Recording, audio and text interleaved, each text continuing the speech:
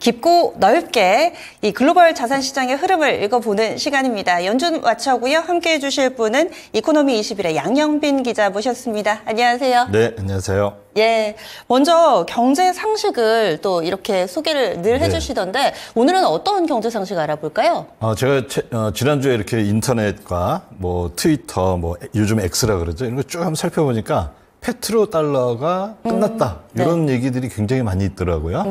그래서 그거에 관련된 좀 잘못 알려진 상식이나 이걸 한번 좀 생각해보자 해서 페트로달러를 준비해봤습니다. 페트로달러로 검색을 하면은 뭔가 좀 달러의 기축통화가 흔들리나 뭐 이런 기사들도 있고 그러던데요. 이 페트로달러, 미국과 사우디 간에 맺은 협정이 있다고 하던데 이거부터 좀 알려주세요. 어떤 건가요? 네, 이게 1970년대 초반에 유가가 아주 급등을 했었잖아요. 오일 쇼크. 예, 오일 쇼크 하면서 그러면서 이제 그 산유국들이 돈을 많이 벌게 된 거예요. 근데 그거를 미국에 이제 수출하면은 당연히 달러로 받겠죠. 그렇죠. 근데 그거를 뭐 그 당시 유명한 지금도 살아계신 그 헨리 키신저라든지 이런 분들이 작업을 해가지고 미국 국채를 반드시 사게끔 했다라는 그런 협정이 있다고들 얘기를 합니다.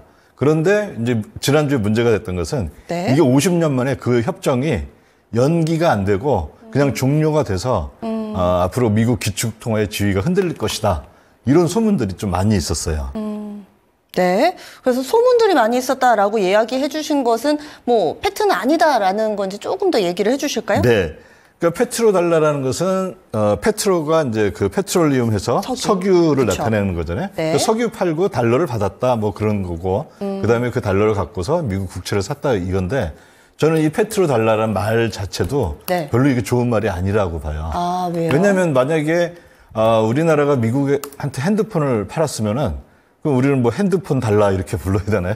그런 게 있잖아요. 아니면 뭐 그 반도체를 팔고 미국 달러를 받았으면 뭐 반도체 달러 뭐 이거 말 붙이기 나름인 거고 그러니까 호사가들이 만든 약간 음모론적인 그럼 문서화된 건 아닌 거예요? 전혀 문서가 없습니다. 아, 그래요? 네.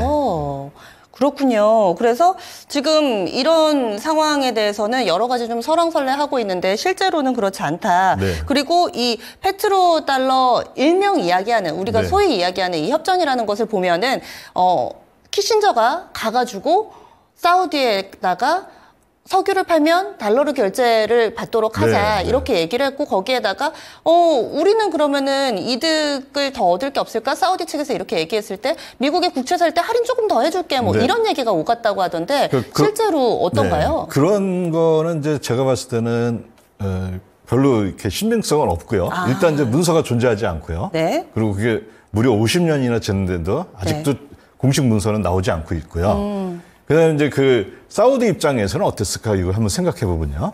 사우디가 이제 갑자기 뭐 배럴당 뭐 예를 들어 3달러 하던 게 100% 올라서 뭐 6달러 하고 이렇게 하면 돈을 많이 벌잖아요. 네, 그렇죠. 그럼 그게 사우디로 이렇게 달러가 이제 싹 들어오겠죠. 그럼 사우디에서는 그 달러 경제가 아니라 사우디 내부에서는 그 리알화를 갖고서 그 국민들이 쓸 거 아니에요?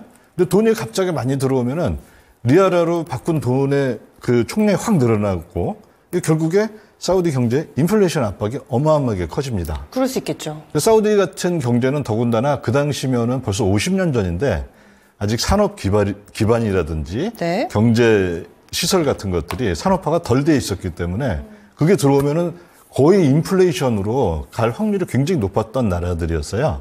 그래서 그 당시에 사우디의 이제 정책 당국자들이 이거 그냥 들어오면은 큰일 난다.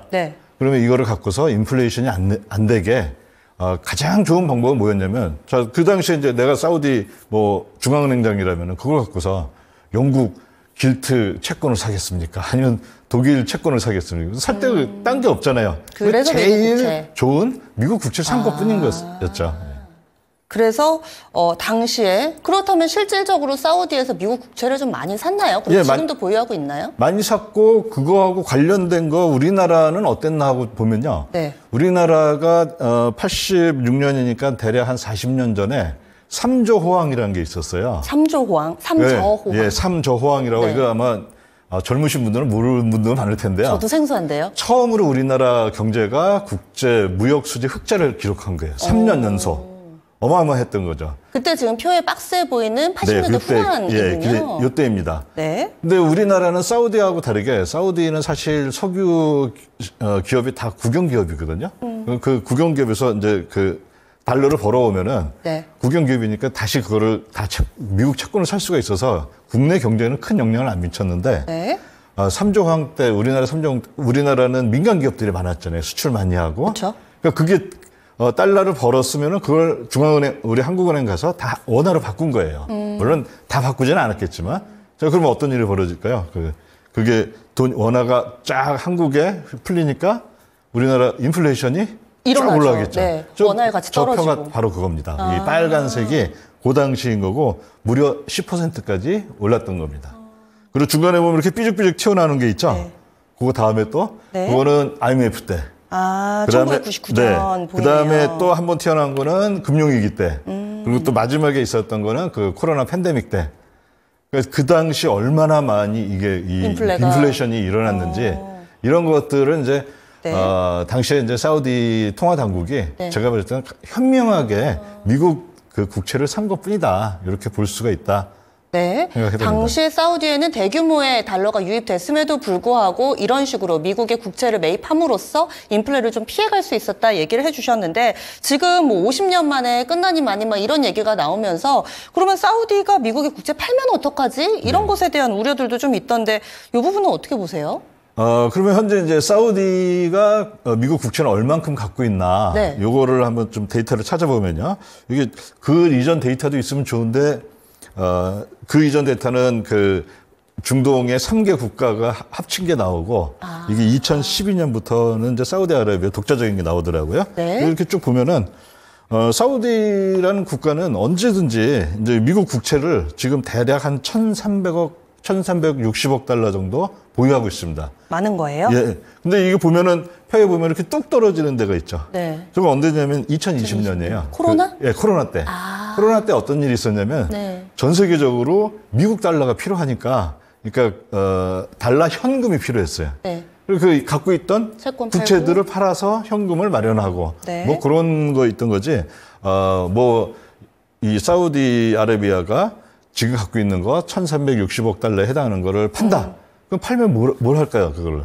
일단 팔면은 달러 생기겠죠. 그럼 달러 갖고 뭔가 또 해야 될 거 아니에요? 그쵸? 뭐 금을 사도 좋을 거고 아니면은 뭐 결국에는 국채를 사야 되는데 어느 나라 국채를 살 거냐 이거죠. 미국 국채보다 사실은 더 좋은 게 없잖아요. 네. 그러니까 이제 그런 일들은 벌어지지 않는다. 그리고 지금도 현재 약간 1,300억 달러 수준이니까 이런 부분들 차트상으로 봤을 때도 그렇고 이상 증거가 없다라는 말씀을 하고 계시죠. 네, 그리고 이제 사우디아라비아가 그럼 보유한 거는 전체 미국 국채에서 어느 정도냐.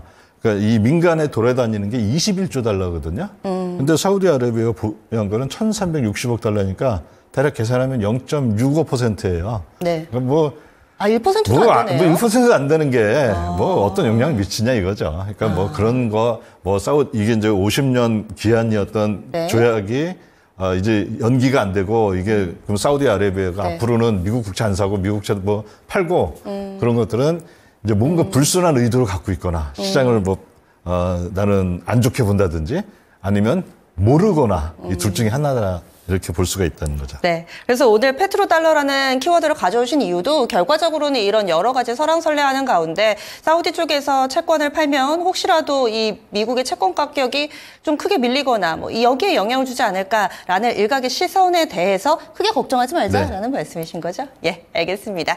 이렇게 해서 오늘의 경제 상식 페트로달러 살펴봤습니다.